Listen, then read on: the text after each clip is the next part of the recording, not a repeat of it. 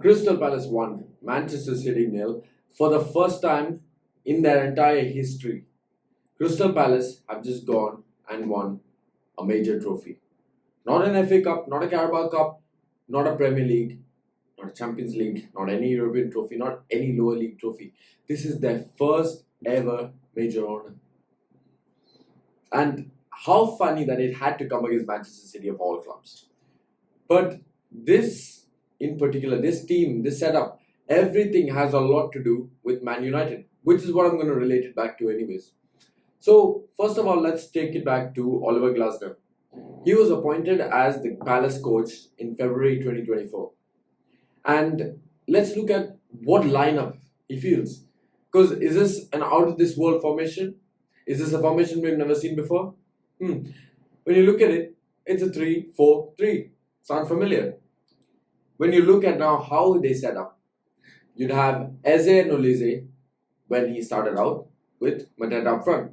But guess what? When Glasner came in, I don't know if you guys remember, but Mateta wasn't considered this dangerous striker, not a poacher as we consider him now. A striker that's good enough to lead any side in the Premier League.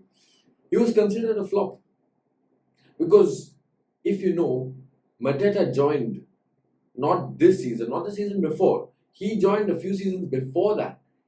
And the Palace team could never find the perfect blend to include Mateta to showcase his prolific scoring ability, his hold-up ability, his link-up play, all the things that we associate with Mateta now. He wasn't able to show that under Hodgson, under all the previous Palace managers that were. But Glasner came in and he found a way to make it work for him. So, all I'm saying is, not all players need time to set up, or in fact, certain players might be struggling in this exact same team. All you need to do is just change a few things around them, tactical tweaks, and include a few players to complement a few other players, and then suddenly you see a different team. Let's look at the Palace 11 that started in the FA Cup final. So first of all, we have a very familiar face, Dean Henderson. Now, I'm not going to start rewriting the script and saying, you know what, we should have kept Dean Henderson anyway because Dean Henderson was going to be this world-class goalkeeper and now he's showing it. I'm not going to do that because you know what? I always take it back whenever anybody says anything like this to me. I take it back to the game against Liverpool at Old Trafford, 21-22, when we were chasing Champions League football, when we were trying to lock down second place just before the Europa League final, and we lost 2-4. Watch Dean Henderson's positioning in that game and you'll understand exactly why he wasn't meant for Man United in the first place. But having said that, if you watch the game yesterday, Dean Henderson, it was his Lev Yashin moment. Not just for his cap, but it was his iconic moment. This is the performance that Henderson will be remembered for the rest of his life. And can you blame him? FA Cup final, man of the match. By the way, second time in a row in 2 years where against Man City, the man of the match has been a Carrington graduate. That's not like saying anything about United, but anyways, Dean Henderson, world class, at least for today. And the saves he made were crucial because you know what? If it wasn't him, let's say it was Onana over there, we know what's happening. We know one of those 2 or 3 shots that were taken against Henderson would have been given. Having said that, let's add one more point. The handball that Henderson committed when he deflected the ball from Haaland, that should have been a definite yellow card and a definite free kick. But referees didn't give it. So we're not going to just take it one way. We're not just going to say, you know what, Crystal Palace, did it the right way, the clean way. No. Henderson should have got a yellow card. And looking back at it, he got a yellow card again later. So who's to say that, you know what, they get a red card and then suddenly City come back into the game and then everything changes. So you have to hold the referees accountable for that as well. But having said all that, Henderson, you know what? I do like this Henderson, Emi Martinez profile of keeper. You know why? They just rattle people. And when you have performances that can kind of back up what you say, what you show off, you know what? You can't say anything. Because the only problem I have with Onana is sometimes he'll give stick, like he did against Lyon. He'll give a lot of stick. But the thing is, he cannot back that up with performance. Because then he'll just make 2 or 3 clunkers in the same game and then we're back to square one. And next we have the backline. Mark Gahey was at Chelsea before. came back, and then he went to Palace. And since he's been at Palace, he's been one of the most solid defenders in the Premier League for the last 3-4 years, you would say.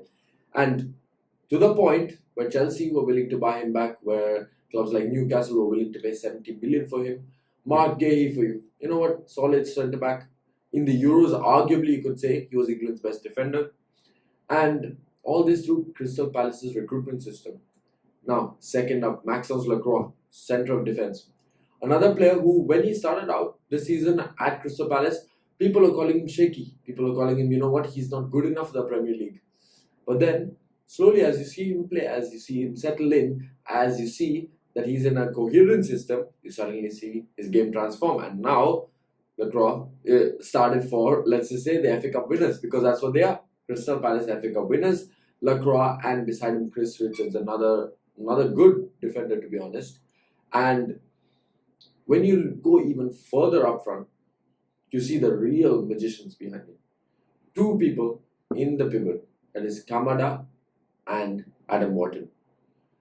Adam Wharton has been absent for nearly, I think, 4 or 5 months this season through injury. It could be more.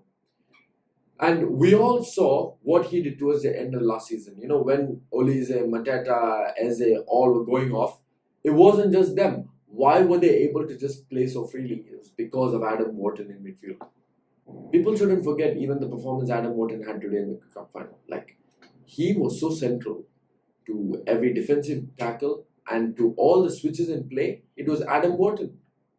And let's not discount how fluid Adam Wharton is on the ball, by the way. Because when this guy has the ball, he glides with the ball. Think of Mino on the ball, how he glides. But he's got way more defensive prowess and also turning ability, and just ball carrying ability is on the next level. Ball progression in the first phase by Adam Wharton is just exceptional. All I can say is he walks, you could say, into Liverpool. He walks into Man City. He walks into Arsenal. He walks into United, Spurs, Chelsea. He is one of those midfielders who again, in the first phase, England are not going to get many players better than him. People are going to say, you know what, big names like Declan Rice and Jude Bellingham should be starting. This kid is better than both of them. Because for what he can offer an English team, a Crystal Palace team, it's so discounted to the point I would compare him sort of to Carrick. How people don't really recognize what kind of a footballer he is, how much he gives to this team until you take it away from him. Until you take this kid away, you're not going to understand what influence he has, how he picks up the ball deep and then he distributes it to the front line. And that's how you see Ismail Assar, Eze all attacking, and I'm going to get to that part. But secondly, with Kamada signing, all I want to point out is Crystal Palace's recruitment once again. We all know Crystal Palace have this world-class academy lineup. But it's not just the academy lineup that services players. Like, they got Adam Wharton, they have Chris Richards. But at the same time, they buy gems like Daichi Kamada. This guy was on a free from Frankfurt. Now, United could have gone for him. Spurs could have gone for him. Chelsea. All these teams could have used the CAM/CM profile of Daichi Kamada. Why? He just plays it simple. At the same time, he's a pressing demon, along with Will Hughes, who was on the bench. And you know what? He's also been an instrumental part in this play. But they're not going to get the plaudits that, all the big stars of bigger clubs would get. But it's these kind of shrewd signings that make all the difference. And then you got Tyreek Mitchell and Munoz on the right side. These two, again, we all know about these guys because, you know what, we've seen this all season. Crystal Palace was struggling at the first part of the season, but just like last season, in the second half of the season, they just turned the corner, and you know what, they've been just going at it straight. Because I remember the game that they played at Old Trafford. They won 2-0, but for being completely honest, all United was doing was, getting to the final third, and like we always do, we always flop in the final third. But apart from that, Crystal Palace managed the game very well because their defense wasn't getting caught out even once. Whether that was Ahmad, Mino, whoever was starting there, they did not have any luck against that midfield or the defense. And then their offense was just on point that day with Eze, with Mateta, and that's how you make a difference. You know what? It's just the simple things.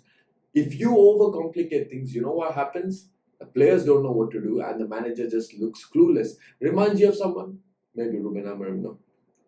The thing is, if you have a clear idea, if you know what your players want to do, and if your players itself know what to do, it's going to be very clear, and the football seems so simple. It doesn't seem so complex with wing backs running inward, wingers going outside, and then the striker dropping back, and then the midfielders bombing forward, and then the centre back going into midfield. It's not that complex. Because the only reason why people are talking about football being this complex is what? Because of Pep Guardiola and what he brought in. Fair enough, it worked for him, but that's because he had aliens when it comes to technical ability and the understanding of the game with Barcelona. And then he tried it at Bayern Munich. And while they still won leagues, it didn't work there, did it? And at Man City, it worked for a while. But then eventually, how did they win the treble? They weren't winning the treble on beautiful tiki-taka football. Because by then, it was just about efficiency, just transition, give it to Haaland, Haaland will score you the goals. That's how they won the treble. And then you think, oh my God, football is so simple. You just play the game so simply and you win games. Exactly what Glasner's Palace do. They move fast in transition and they do not dilly-dally on the ball. That's what I see so many of these hipster managers do wrong. Ruben Amorim especially. He wants a lot of possession on the ball. He wants to keep the ball to show the other team that, you know what, I have the control, you don't. But the funny thing is that everybody's figured out Ruben Amorim's tactic that, he wants more of the ball, he wants to be a controlling side. But sometimes you don't need the ball to control the game.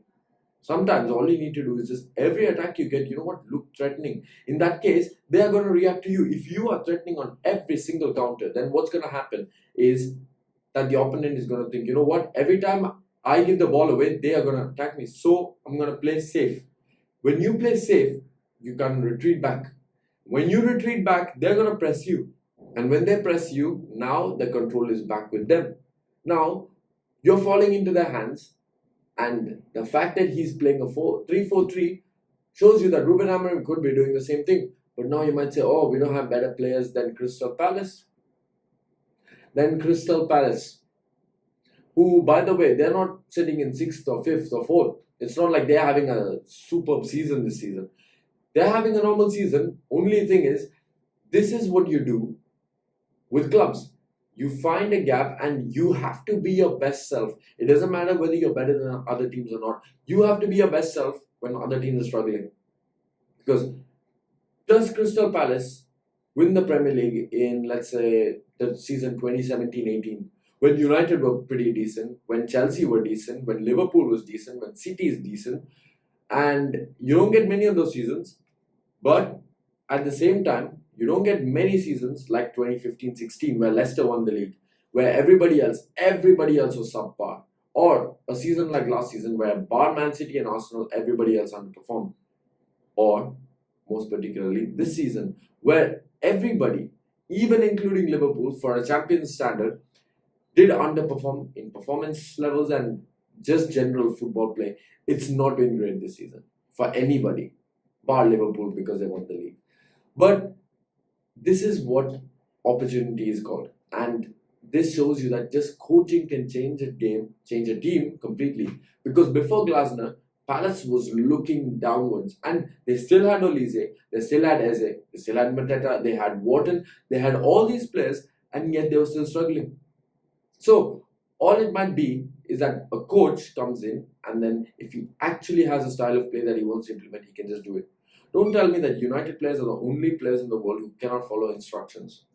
Because how many managers have we seen this with? Many managers over different periods of time, over different styles of football, and they come into a team and they suddenly change a game. So why is it that Ruben Amorim is so special? But then Crystal Palace, after not winning a trophy for how many ever years they've existed, have now finally won a trophy. And they're playing their style of football. With, you could say, okay, Adam Wharton is a player who's exceptional, and Mateta is an exceptional player, Eze is an exceptional player. Okay, I'll give you 3. We can say in our team, we got Ahmad Maino, who don't argue with Casemiro, Lenny Yoro, and you know what, Joshua Zirkzee. People can keep on adding names. If you really think Garnacho is world class, then you should still be adding him to the bracket and say, you know what, that's another world class player I have. Why isn't Ruben Amorim performing now? So just look at these players, right? Then you have Ismail Assar, who was at Watford, who didn't do the best, went to Marseille, and then now he's come back. And then in the system where Glasner found a place for him, now he's just thriving. He scored 2 in the FA Cup semi-final, and over here, he always performs. It's not exceptional levels. He's not an 8, 9, 10 out of 10 player every game, because you know what, nobody can be. But he plays the system well. He's a component of the system, and that gives you results. So all I have to say to end this is Crystal Palace, congratulations. That win will be the biggest win in Crystal Palace's history, I would say. I don't think anything would come close to this because, I mean, no wonder it's their first major trophy to beat Manchester City in a final. And 12th place, you know what? They're going to be in the Europa League as well. My last phrase is, it doesn't take world-class players to show world-class results. All it requires is a good manager. See you on the next one.